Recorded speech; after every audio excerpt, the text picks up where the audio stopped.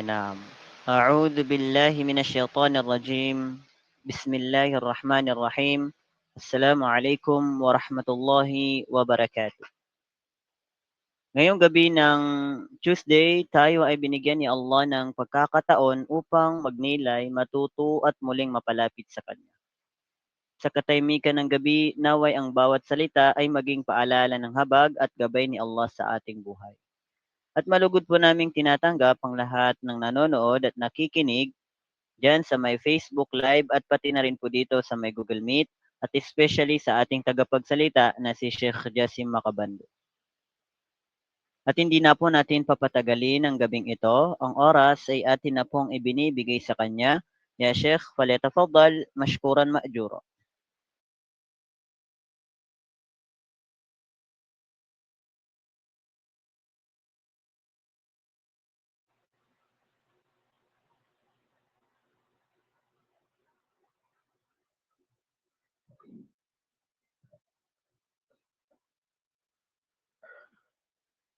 الحمد لله رب العالمين، وصلوات الله وسلامه على نبيه الأمين محمد بن عبد الله وعلى آله وصحبه أجمعين. أما بعد، السلام عليكم ورحمة الله وبركاته. Ang lahat ng papuri ay para lamang sa dakilang Allah subhanahu wa ta'ala na siyang tagapaglikha ng lahat. Siya ang Allah subhanahu wa ta'ala na lumikha sa pitong palapag ng langit at lupa, at siya rin ang kumokontrol sa mga ito. O siya rin ang nagbibigay ng rizko, kumukontrol o tagapangasiwa nito. Siya ang kumukontrol sa mga bagay na nandito at walang magagalaw na alinman na walang pahintulot ng Allah subhanahu wa ta'ala. Siya ang Allah subhanahu wa ta'ala na kaniyang gagawaran ang sino mang tao na sumunod sa kaniyang mga kautusan. At siya rin ang Allah subhanahu wa ta'ala na nangakong paparusahan niya ang sino mang hindi sumunod sa kaniyang mga kautusan. Siya ang Allah subhanahu wa ta'ala na nagpakilala sa kaniyang banal na aklat bilang nag-iisang Panginoon na walang karapat-dapat sambahin na maliban sa kanya na Allah subhanahu wa ta'ala. Ang Allah subhanahu wa ta'ala bilang awa niya sa sanlibutan o bilang huling mensahe niya sa sanlibutan o kanyang mga alipin na mga tao dito sa mundong ito, ipinadala niya ang propeta Muhammad sallallahu alaihi wasallam bilang kanyang huling mensahe. At bilang na rin bilang isang kanyang huling awa na ipapadala sa mundong ito. Ang propeta Muhammad sallallahu alaihi wasallam, kung saan sinabi niya o nagpapahiwati siya sa kanyang banal na aklat na kung sino man ang taong naisin o ninanais ang kapatawaran ng Allah subhanahu wa ta'ala o ang kanyang kaluguran na Allah subhanahu wa ta'ala, ay marapat dapat lamang na sundin nila ang propeta Muhammad sallallahu alaihi wasallam, na kung saan ipinagkatiwala sa kanya ng Allah subhanahu wa ta'ala ang kanyang huling mensahe na napapaloob sa kanyang banal na aklat na Quran. Bilang ipinadala ng Allah subhanahu wa ta'ala ang propeta Muhammad sallallahu alaihi wasallam bilang kaniyang awa sa sanlibutan, ang propeta Muhammad sallallahu alaihi wasallam para sa ating mga Muslim o para sa atin na sinasamba ang Allah subhanahu wa ta'ala, ginawa niya ang propeta Muhammad sallallahu alaihi wasallam na huwaran o mabuting halimbawa na kung paano dapat mamuhay ay isang alipin ng Allah subhanahu wa ta'ala. Itinuro ng Allah subhanahu wa ta'ala sa propeta Muhammad sallallahu alaihi wasallam kung paano natin makakamtan ang kaluguran ng Allah subhanahu wa ta'ala. Kabilang dyan kung paano natin sasambahin ng Allah subhanahu wa ta'ala, mga pamamaraan na kung saan hindi tatanggapin ng Allah subhanahu wa ta'ala ang ating pagsasamba sa Kanya, maliban na lamang kung ating itong gagawin sa pamaraan ng Propeta Muhammad sallallahu alaihi wasallam. So sa atin as a Muslim o as a believer na gusto ang awa ng Allah subhanahu wa ta'ala, may sinugo niya ang Propeta Muhammad sallallahu alaihi wasallam at kanya itong ginawa as a best example of a good character. Hindi lamang ginawa ng Allah subhanahu wa ta'ala ang propeta bilang kumbaga gabay kung paano natin makakamtan o kumbaga paano natin sasambahin ng Allah subhanahu wa ta'ala, bagkus ginawa niya rin ang propeta Muhammad sallallahu alaihi wasallam bilang kumbaga mabuting halimbawa ng isang good character o kung paano tayo makitungo as bilang isang alipin ng Allah subhanahu wa ta'ala sa ating kapwa. Yung ating mga akhlaq, mga kaugalian, na kung saan mga kaugalian na makakamtan natin dito yung awa at habag ng Allah subhanahu wa ta'ala. Kung titignan natin ang pamumuhay ng Propeta Muhammad sallallahu alaihi wasallam, ay makikita natin o mapapatunayan natin na siya nga ay isang pinakamabuting halimbawa ng isang pagiging mabuting alipin ng Allah subhanahu wa ta'ala.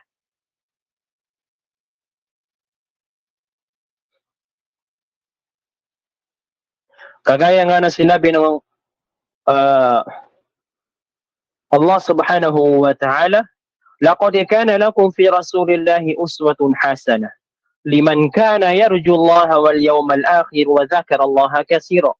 Katotohanan, sa sugo ng Allah subhanahu wa ta'ala na ang Propeta Muhammad sallallahu alaihi wasallam ay may mabuting huwaran o halimbawa para sa inyo, na para doon sa mga tao na nagnanais sa habag ng Allah subhanahu wa ta'ala o sa kanyang habag, awa ng Allah subhanahu wa ta'ala at doon sa yaumil akhir, at sila na madalas na nag-aalala sa Allah subhanahu wa ta'ala. Sa paksang ito ng ating muhadara ay may mga babanggitin tayong pag-uugali ng Propeta Muhammad sallallahu alaihi wasallam kung saan siya ay naging kudwa o halimbawa, na kung saan dapat rin natin kuning kumbaga model, kunin nating halimbawa o model kung paano rin tayo mamumuhay bilang isang alipin ng Allah subhanahu wa ta'ala. At kabilang din dito, babanggitin din natin kung paano siya makitungo sa kanyang kapwa, kagaya ng kanyang mga kasamahan, pamilya, at sa kanyang mga kaaway. 5. Kabilang sa mga mabuting pag-uugali ng Propeta Muhammad sallallahu alaihi wasallam ay ang kanyang pagiging kanyang pagiging mayroong sidq o katapatan. Ang Propeta Muhammad sallallahu alaihi wasallam ay ang pinakatapat na tao na makikita mo dito sa mundong ibabaw. Bago pa man ang Propeta Muhammad sallallahu alaihi wasallam, bago pa man sa kanya ihayag ang mensahe ng Allah subhanahu wa ta'ala na ang Quran, ang Propeta Muhammad sallallahu alaihi wasallam ay tinatawag na siyang Amin. Laqab o kumbaga nickname niya na doon sa mga Quraysh o doon sa mga tao sa Medina, tinatawag na siya na Al-Amin o mapagkakatiwalaan. Ang Propeta Muhammad sallallahu alaihi wasallam, bago pa man siya maging propeta, ay nakilala na siya dahil sa kanyang pagiging tapat. Sinabi rin ng Allah subhanahu wa ta'ala sa kanyang pagkukwento, kinukwento niya Rasulullah sallallahu alaihi wasallam, وَمَا أَسْأَلُكُمْ عَلَيْهِ مِنْ أَجْرٍ إِنْ أَجْرِيَ إِلَّا عَلَى رَبِّ الْعَالَمِينَ إِنْ هُوَ إِلَّا نَذِيرٌ مُبِينٌ. Wala akong hinihinging gantimpala mula sa inyo, sinabi ng Propeta Muhammad sallallahu alaihi wasallam. ang aking gantimpala ay sa Panginoon ng mga daigdig lamang. So, sa pagtanggap niya sa kanyang mensahe ng Allah Subhanahu wa Ta'ala, lalo niyang pinatunayan ang kanyang pagiging sincere o pagiging tapat. Ipinaabot niya ang mensahe ng Allah Subhanahu wa Ta'ala na wala siyang hinihingi ni piso o wala siyang hinihingi sa mga tao. Kasi nung nagdadawa ang propeta Muhammad sallallahu alaihi wasallam o nilalantad niya yung mga katagan ng Allah Subhanahu wa Ta'ala is niyaya siya ng uh, mga leader ng mga Quraysh. Sabi niya kasi nawawala sila doon sa kanilang dating paniniwala ng dahil sa da'wa ng propeta Muhammad sallallahu alaihi wasallam. Kaya binibigyan nila ng offer ang propeta Muhammad sallallahu alaihi wasallam na kanilang bibigyan ng yaman o di kaya bibigyan ng karangalan o kumbaga bibigyan ng pwesto o gagawin nilang leader ng propeta Muhammad sallallahu alaihi wasallam para lang itigil ang kanyang da'wa. Ngunit sinabi ng propeta Muhammad sallallahu alaihi wasallam o ano ang kanyang tindig? Sinabi ng propeta Muhammad sallallahu alaihi wasallam, "Wa ma as'alukum alayhi min ajrin in ajriya illa ala rabbil alamin." Wala akong hinihingi sa inyo na gantimpala, bagkus ang gantimpala ko ay manggagaling lamang sa Allah Subhanahu wa Ta'ala. So ang kaniyang pagiging sugo ng Allah Subhanahu wa Ta'ala ay mas nagpatunay ng kaniyang pagiging tapat. Sinabi rin ng propeta Muhammad sallallahu alaihi wasallam, "Alaykum bis-sidq, fa inna as-sidqa yahdi ila al-birr wa inna al-birra yahdi ila al-jannah." Sinabi ng propeta Muhammad sallallahu alaihi wasallam, magsabi kayo ng totoo o maging tapat kayo, sinabi ng propeta Muhammad sallallahu alaihi wasallam, sapagkat ang katotohanan o ang pagiging tapat ay nagdadala tungo sa kabutihan at ang kabutihan ay nagdadala tungo sa paraiso ng Allah Subhanahu wa Ta'ala. So ayan, isa sa pinakamagandang pag-uugali ng propeta Muhammad sallallahu alaihi wasallam ay ang kanyang pagiging sadiq o pagiging tapat. Maliban pa dyan, kilala din ng propeta Muhammad sallallahu alaihi wasallam sa kanyang pagiging mapagpatawad at maawain. Ma'rufun bil afwi war rahmah. May isang kwento. Ito ay kwento ng propeta Muhammad sallallahu alaihi wasallam. Noong nabuksan na ng propeta Muhammad sallallahu alaihi wasallam o binawi niya ang Makkah kasi nang hijrah sila, tapos nung lumakas yung hukbo ng mga Muslim sa Medina, binawi nila ang Makkah. At nabawi nila ang Makkah. Alam natin na ang mga Quraysh, yung mga tao sa Makkah, nung hindi pa ito nabawi ng propeta Muhammad sallallahu alaihi wasallam ay mga kaaway ng propeta Muhammad sallallahu alaihi wasallam.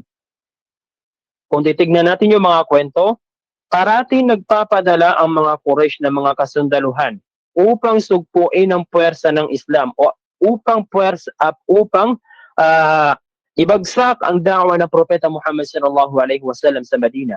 Humihingi pa sila ng tulong sa ibang mga tao o ibang syudad para lang sila inyong da'wa ng propeta Muhammad sallallahu alaihi wasallam. At nung natalo sila ng propeta Muhammad sallallahu alaihi wasallam, pinasok ng propeta Muhammad sallallahu alaihi wasallam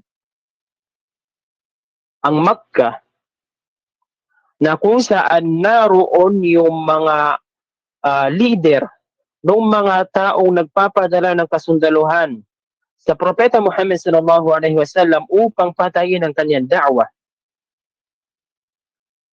Hinuli nila ang mga taong ito at sa laki ng awa ng propeta Muhammad sallallahu alaihi wasallam ay sinabi niya sa kanila, "Idhabu fa antum mutalaqa." Lumayo na kayo sapagkat kayo ay malaya na. Pinatawad ng propeta Muhammad sallallahu alaihi wasallam yung mga tao sa Makkah. Noong mga panahon na iyon, mga taong siniraan ng propeta Muhammad sallallahu alaihi wasallam, handang patayin ng Propeta Muhammad sallallahu alaihi wasallam upang matigil lamang ang kanyang da'wa, pagdadawa niya sa Allah subhanahu wa ta'ala. At pagkatapos noon, nung nasakop sila ng Propeta Muhammad sallallahu alaihi wasallam, ay sila ipinatawad ng Propeta Muhammad sallallahu alaihi wasallam. Sinabi rin ng Allah subhanahu wa ta'ala, وَمَا أَرْسَلْنَاكَ إِلَّا رَحْمَةً لِلْعَالَمِينَ.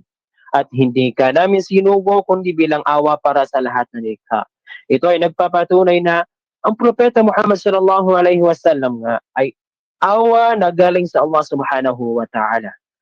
Awa na ipinadala niya bilang kanyang huling awa sa sanlibutan ay pinadala niya ang Propeta Muhammad sallallahu alaihi wasallam. Ayan. Maliban sa kanyang pagiging tapat, ay mapagpatawad din ng Propeta Muhammad sallallahu alaihi wasallam. Kabilang din sa kanyang mga magagandang pag-uugali ay yung kanyang pagiging mapagpakumbaba, kababaang loob o tawadu, sinasabi nila sa lingwaheng Arabo. Ang Propeta Muhammad sallallahu alaihi wasallam, kung titignan mo yung kanyang mga kwento, ay ang Propeta Muhammad sallallahu alaihi wasallam, siya mismo ang nagtatahi ng kanyang mga damit at nag-aayos ng kanyang sinelas. Alam natin na mahirap Propeta Muhammad sallallahu alaihi wasallam at siya rin ay propeta, syempre. Kung kanya lang sasabihin, ay pwede siyang i-spoil o pwede siyang paglingkuran ng mga Muslim. Ngunit sa kababaang loob ng Propeta Muhammad sallallahu alaihi wasallam, hindi niya ito ginawa. Kabilang din dito ay siya ay nagtatahi ng kanyang sariling damit at nag-aayos ng kanyang sinelas. 5. Ipapaliwanag natin yan mamaya. Pagdating natin doon sa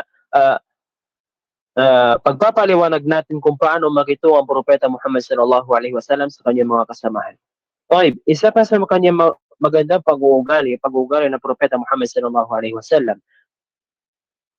ay ang kanyang pagiging banayad o pagiging mabait, pagiging magaan ang loob, pagpapakita ng kabaitan at kumbaga malambing ang pakikitungo sa tao. Sinabi ng Allah subhanahu wa ta'ala na kung saan nagtuturo sa kaniyang pagiging mayroong banayad. فبما رحمة من الله لنت لهم ولو كنت فظا غليظ القلب لانفضوا من حولك. Dahil sa awa ng Allah subhanahu wa ta'ala ay naging banayad ka sa kanila. Kung ikaw ay naging magaspang at matigas ang puso, tiyak na iiwan kanila, sinabi ng Allah subhanahu wa ta'ala. Kumbaga dahil doon sa kaugalingan ng Propeta Muhammad sallallahu alaihi wasallam na banayad siya, mabait at magaan yung kanyang loob, nagdadaawa siya na kumbaga kalmado. Dahil doon ay naging dahilan iyon ng kanyang pagiging success sa kanyang pagdadaawa. Naging isa ito sa dahilan kung bakit nagtagumpay ang da'wa ng Propeta Muhammad sallallahu alaihi wasallam. Maliban pa riyan, ang Propeta Muhammad sallallahu alaihi wasallam din ay makatarungan. Makatarungan ang Propeta Muhammad sallallahu alaihi wasallam. Sinabi ng Allah subhanahu wa ta'ala, Inna Allah ya'murukum an tu'addu al-amanati ila ahliha wa idha hakamtum bayna an-nasi an tahkumu bil 'adl. Sinabi ng Allah subhanahu wa ta'ala, tunay na ipinag-utos sa inyo ng Allah subhanahu wa ta'ala na ibigay ang tiwala sa may-ari nito. At kung kayo ay maghuhukom sa pagitan ng tao, maghusga kayo ng may katarungan. At ito ay naisagawa ng Propeta Muhammad sallallahu alaihi wasallam. May isang hadith na kung saan si Fatima na anak ni Muhammad, may isang babae galing sa pamilya ng Makhzum. Ito ay malalaking pamilya. Kilalang pamilya ng mga Quraysh. Itong babaeng ito ay nagnakaw. Nagnakaw ito at buhay ang Propeta Muhammad sallallahu alaihi wasallam. Kumbaga sa kapanahunan ng Propeta Muhammad sallallahu alaihi wasallam. Dahil mataas ang kanyang angkan at kilala ang kanyang pamilya, nahihiya ang mga tao, ang mga sahaba na ipatupad ang had o parusang itinakda ng Allah subhanahu wa ta'ala laban sa pagnanakaw. Alam natin na kapag nagnanakaw sa Islam o sa Sharia ng Islam ay pinuputulan ng kamay. At itong mga taong ito, nahihiya sila o nangangamba sila na ipataw sa babaeng ito yung pagputol sa kamay dahil siya nga ay galing sa malaking pamilya ng mga Quraysh. Hanggang sa may ilan sa mga sahaba na nagtangka na ipakiusap sa Propeta Muhammad sallallahu alaihi wasallam na huwag na ipatupad ang parusa dahil siya ay mula sa marangal na pamilya. Kaya't ipinadala nila si Usama ibn Zaid, malapit at mahal na Propeta Muhammad sallallahu alaihi wasallam upang makiusap sa Propeta Muhammad sallallahu alaihi wasallam. At nung pagdating ni Usama bin Zaid sa Propeta Muhammad sallallahu alaihi wasallam, nagalit ang Propeta Muhammad sallallahu alaihi wasallam. Sinabi niya na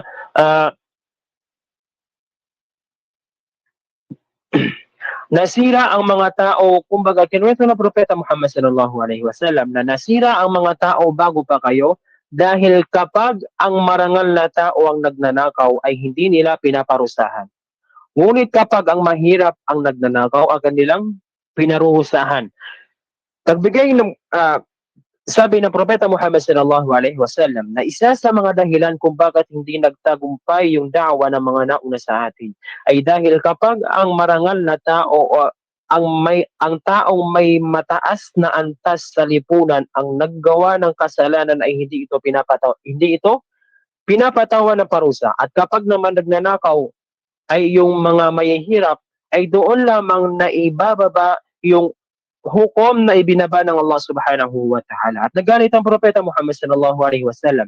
Sinabi niya, "Law anna Fatimah bint Muhammadin saraqat laqata'tu yadaha." Sinabi ng Propeta Muhammad sallallahu alaihi wasallam, isinusumpa ko sa Allah subhanahu wa ta'ala na kung si Fatima na anak ni Muhammad ang nagnakaw, puputulin ko ang kanyang kamay. Ang hadith na ito ay nagpapatunay na pagiging makatarungan ng Propeta Muhammad sallallahu alaihi wasallam na kung ang kaniyang anak mismo na si Fatima ang gumawa ng kasalanan na kagaya nito na pagnanakaw ay kanyang puputulin ng kanyang kamay. Ayan. Ayan ang hadith o isang kwento na nagpapatunay na pagiging makatarungan ng Propeta Muhammad sallallahu alaihi wasallam. Okay. Maliban pa dyan, isa sa mga magagandang asal din ng Propeta Muhammad sallallahu alaihi wasallam ay ang kanyang pagiging matyaga o sabar, pagsasakripisyo. Alam natin ang mga kwento na nagkukwento na kung saan makikita natin yung pagiging sabir ng Propeta Muhammad sallallahu alaihi wasallam o ang kanyang pagiging matyaga. Sinabi ng Propeta Muhammad sallallahu alaihi wasallam o sinabi ng kanyang asawa na si Aisha radiyallahu anha, ما شبع آل محمد صلى الله عليه وسلم منذ قدم المدينة من طعام بر 3 أيام intiba'an hatta qubida. Ikinukwento ng kanyang asawa na si Aisha radiyallahu anha na simula nung dumating sila sa Madina ay hindi nabusog ang Propeta Muhammad sallallahu alaihi wasallam ng 3 araw na kumbaga tuloy-tuloy. Hindi nabusog ang Propeta Muhammad sallallahu alaihi wasallam na kumbaga 3 araw na tuloy-tuloy. At hindi nagreklamo ang Propeta Muhammad sallallahu alaihi wasallam kasi nga siya ay propeta. Kung kanyang sasabihin o kanyang ilalahad sa tao na wala siyang pagkain ay siguradong pagbibigyan siya ng mga tao o i-spoil nila ang Propeta Muhammad sallallahu alaihi wasallam kasi nga propeta at maganda rin ang kanyang asal, maganda ang kanyang pakikitungo sa kanyang mga kasamahan, ngunit hindi niya ito ginawa. Bagkus ang ginawa ng Propeta Muhammad sallallahu alaihi wasallam, pasikreto itong nagugutom. Hindi niya sinasabi sa kanyang mga kasamahan. Sinabi rin ng Propeta Muhammad sallallahu alaihi wasallam, "Laysa ash-shadidu bis-sur'ah, innama ash-shadidu alladhi yamliku nafsahu 'inda al-ghadab." Ito ay patunay na ang Propeta Muhammad sallallahu alaihi wasallam ay nagpapatunay ng kanyang pagiging pagtiyatiyaga. Sinabi ng Propeta Muhammad sallallahu alaihi wasallam, ang malakas ay hindi yaong nagpapatumba ng kalaban o tumatalo sa kanyang kalaban, kundi ang tunay na taong malakas ay yung nakokontrol niya ang kanyang sarili kapag siya ay nagagalit. Ito ay nagpapatunay ng pagiging matyaga o pagiging sober ng Propeta Muhammad sallallahu alaihi wasallam. Kabilang din dito sa mga magandang pag-asa ng Propeta Muhammad sallallahu alaihi wasallam ay yung kanyang pagiging may pagmamalasakit sa mga hayop. Hindi lamang eksklusibo ang pagiging pagiging malasakit ng Propeta Muhammad sallallahu alaihi wasallam sa kanyang mga kasamahan o sa mga tao lamang, bagkus sa hayop din. May pagiging malasakit din ng Propeta Muhammad sallallahu alaihi wasallam patungo doon sa mga hayop. Kinukwento ng Propeta Muhammad sallallahu alaihi wasallam sa hadith ni Abi Hurairah radhiyallahu anhu, anna Rasulullah sallallahu alaihi wasallam qala: بينما رجل يمشي فاشتد عليه العطش فوجد بئرا فنزل عليه فنزل فيها فشربه ثم خرج فإذا كلب يلهث يأكل الثرى من العطش فقال الرجل لقد بلغ هذا مثل الذي بلغ بي فنزل البئر فملأ خفه معا ثم أمسكه بفيه حتى رقي فسق الكلب فشكر الله له فغفر له. Sa kanyang malapit na kahulugan sa Tagalog, isang lalaki, kinukwento ito ng Propeta Muhammad sallallahu alaihi wasallam sa hadith ni Abi Hurairah o Abu Hurairah radhiyallahu anhu. Isang lalaki na naglalakad na nakaramdam na matinding uhaw. Naglalakad siya sa disyerto. Nakakita siya ng isang balon, bumaba siya doon at uminom. At nung lumabas siya doon, may nakita siyang aso na hingal na kumakain ng lupa dahil doon sa matinding uhaw. Naisip na lalaking iyon na painumin yung aso na iyon. Kaya bumaba siya doon sa balon na iyon kasi kumbaga nakita niya na yung aso na iyon is naranasan niya yung kanyang naranasan. Kaya bumaba siya doon sa balon at pinuno yung kanyang sapatos ng tubig at pinainom yung aso. Pinainom niya yung aso. Ngayon, tinanong ng mga kasamahan ng Propeta Muhammad sallallahu alaihi wasallam ang Propeta Muhammad sallallahu alaihi wasallam. Faqalu, sinabi nila, ya Rasulullah, wa inna lana fil bahaimi ajra. Sinabi ng Propeta Muhammad sallallahu alaihi wasallam, sinabi ng kanyang mga kasamahan, magkakaroon ba kami ng kasalanan sa aming pagiging mabuti doon sa mga hayop?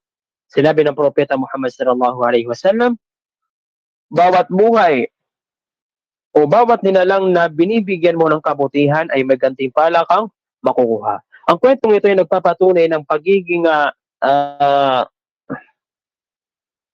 mapagmalasakit ng Propeta Muhammad sallallahu alaihi wasallam na hindi lamang eksklusibo doon sa mga tao bagkus pati na rin sa mga hayop. 5. Naliban ba dyan, ang Propeta Muhammad sallallahu alaihi wasallam din ay palangiti. Ang Propeta Muhammad sallallahu alaihi wasallam ay palangiti. Nasabi sa hadith ni Abdullah ibn Harith radiyallahu an, sinabi niya na hindi ako nakakita ng sinuman na mas madalas umiti kaysa sa Propeta Muhammad sallallahu alaihi wasallam. Nagpapatunay ng Propeta Muhammad sallallahu alaihi wasallam ay palangiti o masayahin. Palangiti at masayahin, hindi lang siya kumbaga, hindi lang siya sabir, kundi siya rin ay palangiti. Maliban ba dyan?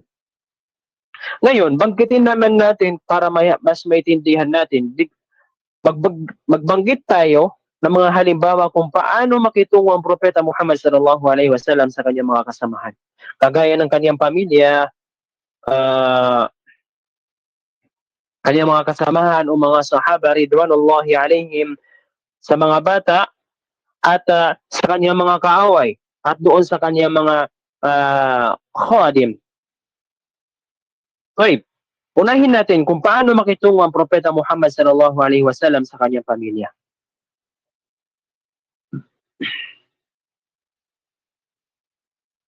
Sinabi ng Aisha radiyallahu anha, o ang kanyang asawa ng radiyallahu anha, Ummul Mu'minin, كان رسول الله صلى الله عليه وسلم يكون في مهنة أهله فإذا حضرت الصلاة خرج إلى الصلاة Ang sugo ng Propeta Muhammad sallallahu alaihi wasallam, sinabi ni Aisha radhiyallahu anha, ay tumutulong sa kaniyang pamilya sa gawaing bahay. Tinutulungan niya ang Aisha radhiyallahu anha sa mga gawaing bahay. Katulad ng sinabi natin kanina, ang Propeta Muhammad sallallahu alaihi wasallam ay siya yung nag-aayos ng kaniyang mga damit. Kapag ito'y nasira, inayos ng Propeta Muhammad sallallahu alaihi wasallam. Hindi niya na inuutos sa Aisha radhiyallahu anha. Ang kabilang din dito, tinutulungan niya rin ng Aisha radhiyallahu anha sa iba pang gawaing bahay. At kapag naman daw dumating yung sola, ay siya ka na lang lumalabas ang Propeta Muhammad sallallahu alaihi wasallam. At sinabi rin ng Propeta Muhammad sallallahu alaihi wasallam, khairukum li ahli wa ana khairukum li ahli. Sinabi ng Propeta Muhammad sallallahu alaihi wasallam, ang pinakamabuti sa inyo ay ang pinakamabuti sa kanyang pamilya. At ako ang pinakamabuti sa aking pamilya. Ito ang hadith na ito ay nagpapatunay ng kabutihan ng Propeta Muhammad sallallahu alaihi wasallam sa kanyang pamilya. Okay. Maliban dito, ikinwento ni Aisha radhiyallahu anha. Ito ay nagpapatunay din ng kanyang mabuting pagkikitungo sa kanyang asawa na si Aisha radhiyallahu anha. Kinukwento ni Aisha radhiyallahu anha na umiinom si Aisha radhiyallahu anha ng tubig. Na siya ay may regla. May reglang Aisha radhiyallahu anha.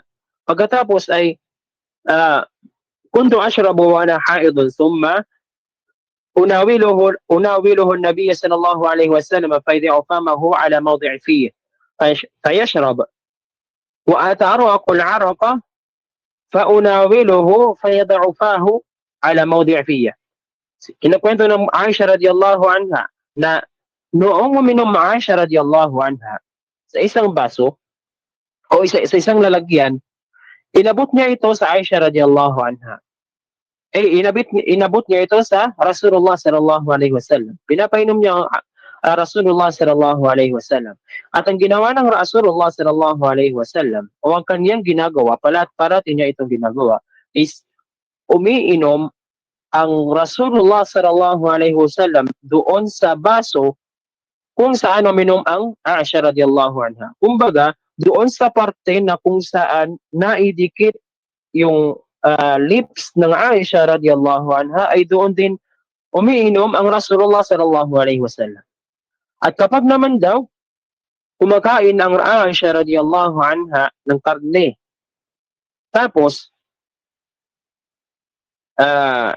ibinababa ito ng Aisha radhiyallahu anha, at kapag naman ang Rasulullah sallallahu alaihi wasallam ang susubo na, kinukuha niya yon at doon din siya kumakagat doon sa parte na kinagatan ng Aisha radhiyallahu anha. Itong hadith na ito, kwento ng Aisha radhiyallahu anha na nagpapatunay na maganda nga ang pakikitungo ng Rasulullah sallallahu alaihi wasallam sa kanyang asawa na si Aisha radhiyallahu anha. Ngayon, saniyan, mga sahabihi, o kung paano naman makitungo ang Propeta Muhammad sallallahu alaihi wasallam doon sa kanyang mga kasamahan.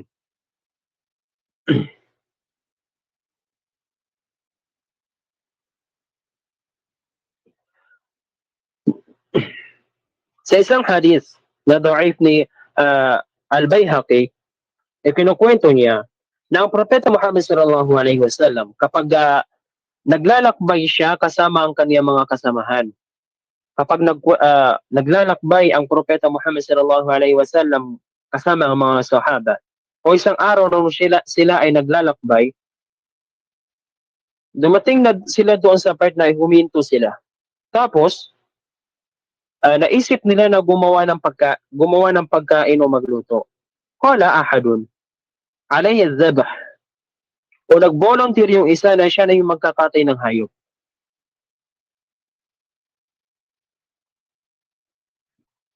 At sinabi naman yung isa, kumbaga nag-volunteer sila, hinihiwalay-hiwalay nila yung mga gawain doon sa pagluluto. Qala ahadun, alayya as-salakh. Wa qala akharun, alayya at-tabkh. فقال رسول الله صلى الله عليه وسلم وعلي جمع الحطب فقالوا نكفيك ذلك يا رسول الله قالوا قد علمت أنكم تكفونني ولكني كرهت أن أتميز عليكم. Sinabi nung isa na ako yung magkakatay ng hayop. At sinabi naman yung isa na ako yung magbabalat o magtatanggal ng balat ng hayop na kakatayin mo. At sinabi naman ng isa na ako naman ang magluluto, ako ang magluluto. Tapos sinabi ng Propeta Muhammad sallallahu alaihi wasallam, okay. Ako naman ang kukuha ng panggatong. Ang Rasulullah sallallahu alaihi wasallam ay nag-volunteer na siya na yung kukuha ng kahoy o pangkatong na gagamitin nila doon sa kanilang lulutuin, doon sa kanilang safar o paglalakbay. Sinabi ng sa kanya mga sahaba, kami nang bahala para sa iyo, Rasulullah. Siyempre, sugo ng Allah subhanahu wa ta'ala. Hindi pwedeng kumbaga parang nakakawalang respeto na kumbaga pagtrabahuin ng Propeta Muhammad sallallahu alaihi wasallam. Sinabi ng kanya mga kasama, kami nang bahala sa iyo, Propeta Muhammad sallallahu alaihi wasallam. Ngunit kanya sinabi, alam kong kaya ninyo akong ipagluto, ngunit ayaw ko na maiba sa inyo. Sinabi ng Propeta Muhammad sallallahu alaihi wasallam. Hindi niya tinitignan ng kanyang sarili na bilang kumbaga nakakataas sa kanila. Bagkus ipinapantay ng Propeta Muhammad sallallahu alaihi wasallam ang kanyang sarili doon sa mga gawain doon sa kanilang pagluluto. Ganyang kaganda ang pakikitungo ng Propeta Muhammad sallallahu alaihi wasallam sa kanyang mga kasamahan. 5. Next, paano naman pakikitungo ang Propeta Muhammad sallallahu alaihi wasallam sa mga bata? Babanggitin naman natin. Sa isang kwento ni Usama bin Zaid radiyallahu anhu, sa hadith ni Al-Bukhari rahimahullah, عن أسامة بن زيد رضي الله عنهما كان يأخذني النبي صلى الله عليه وسلم فيقعدني على فخذه ويقعد الحسن على فخذه الأخرى ثم يضمهما ثم يقول اللهم ارحمهما فإني أرحمهما. Kinukwento ni Usama bin Zaid radiyallahu anhu na pinapaupo siya ng Propeta Muhammad sallallahu alaihi wasallam sa kanyang binti. Ito ay kapanahunan na bata pa lamang si Usama.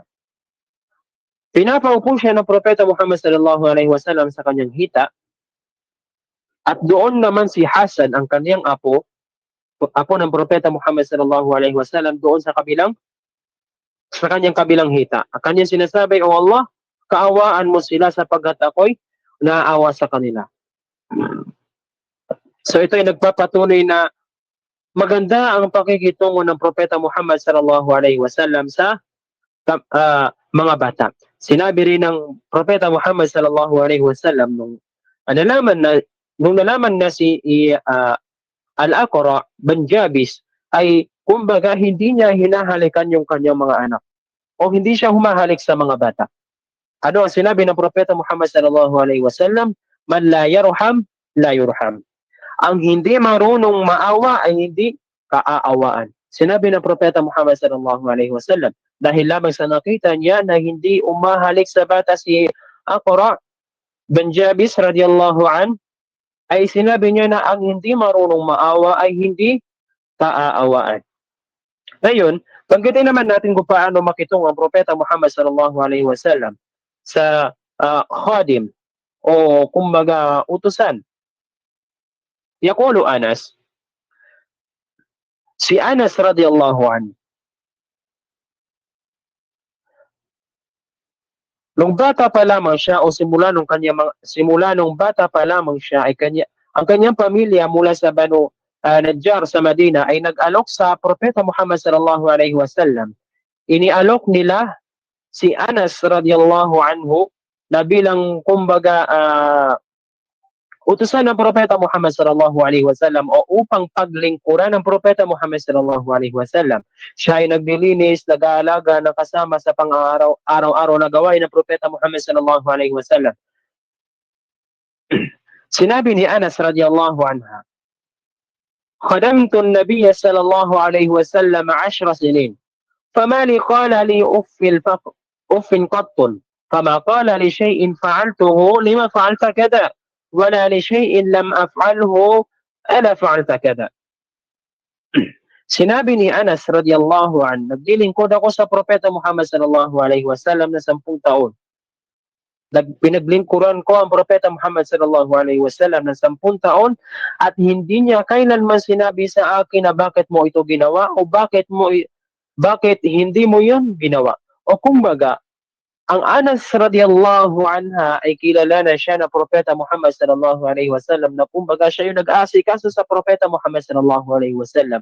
At doon sa loob na 10 taon na kanyang pagsisilbi sa Propeta Muhammad sallallahu alaihi wasallam ay minsan ay hindi nagreklamo ang Propeta Muhammad sallallahu alaihi wasallam. Hindi minsan man nagreklamo ang Propeta Muhammad sallallahu alaihi wasallam sa Anas radiyallahu anha. Radiyallahu anhu. Ayan, ganyan makitungo ang Propeta Muhammad sallallahu alaihi wasallam. Conclusion, o kumbaga main point ng mga sinasabi natin ito.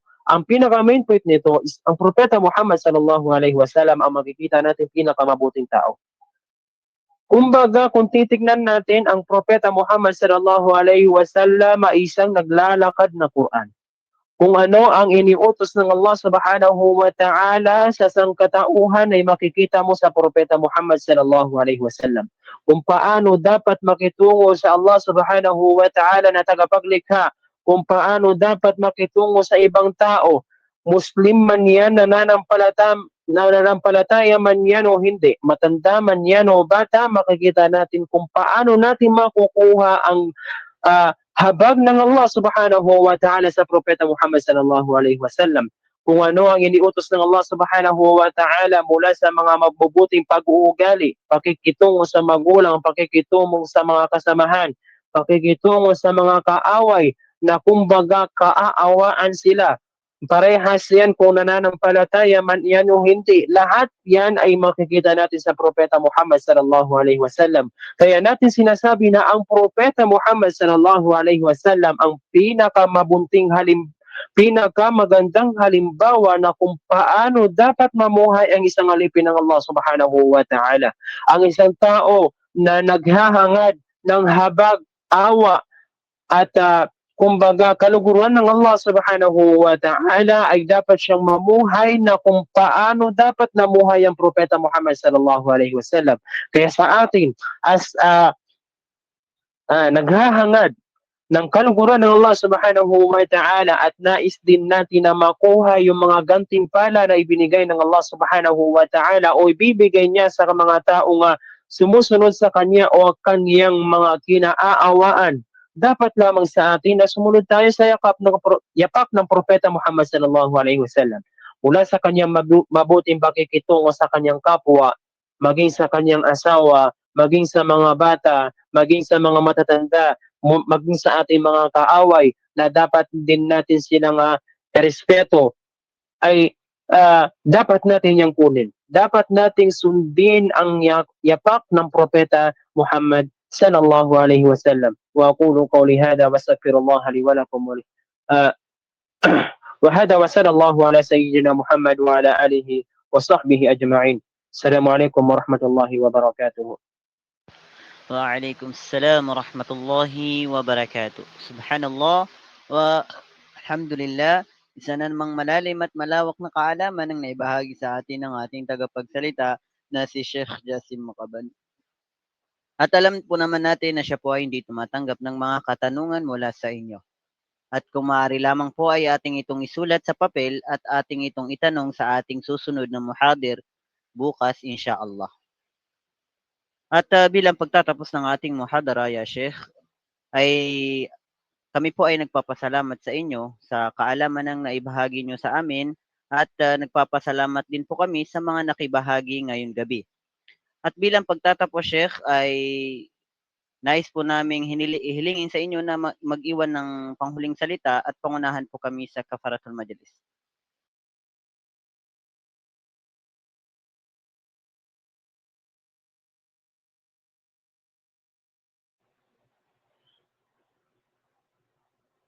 الحمد لله وصلوات الله وسلامه على نبيه المصطفى محمد بن عبد الله وعلى آله وصحبه ومن والاه.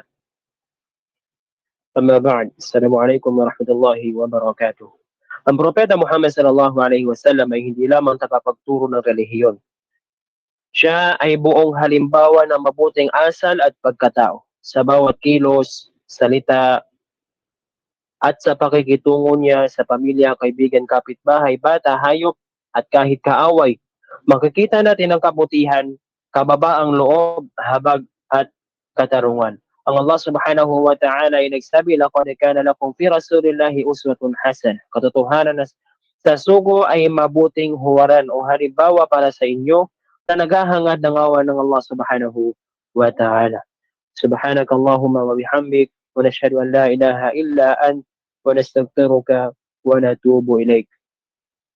السلام عليكم ورحمة الله. Waalaikumsalam warahmatullahi wabarakatuh. Alhamdulillah, naway maging ilaw at gabay ang ating natutunan ngayong gabi. Hindi sapat ang kaalaman kung hindi ito isa sa buhay. Gamitin natin ito upang lalo tayong mapalapit kay Allah subhanahu wa ta'ala. Hanggang sa muli mga kapatid sa pananampalatayang Islam. Wassalamu alaikum warahmatullahi wabarakatuh.